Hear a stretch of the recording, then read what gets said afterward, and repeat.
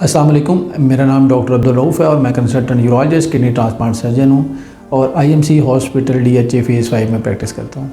आज हम बात करेंगे मर्दाना बांझपन की एक अहम वजह वेरिकोसील के मुतालिक।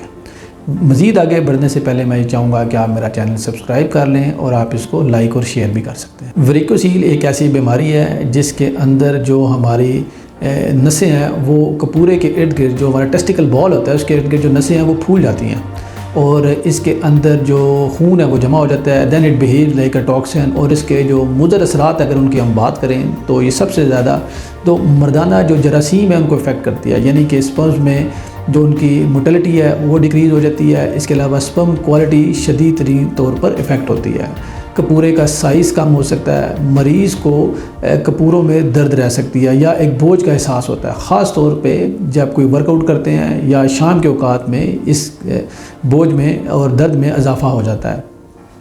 इस बीमारी की अगर हम ट्रीटमेंट की बात करें तो आजकल इस हवाले से जो gold standard treatment option available है दैट इज़ माइक्रोसर्जिकल वेरिकोसिलेक्टमी।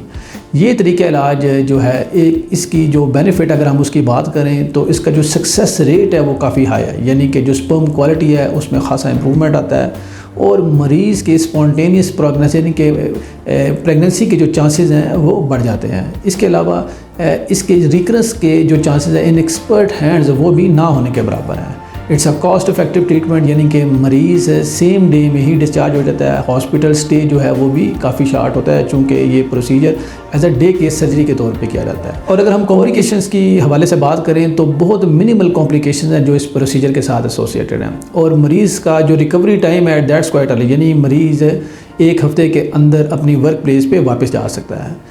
अगर आपको भी वेरिकोसील के हवाले से किसी भी किस्म की कोई शिकायत है तो आप अपने यूरोलॉजिस्ट से रब्ता कर सकते हैं और इस तरीके इलाज को अपना के बेहतरीन ज़िंदगी गुजार सकते हैं।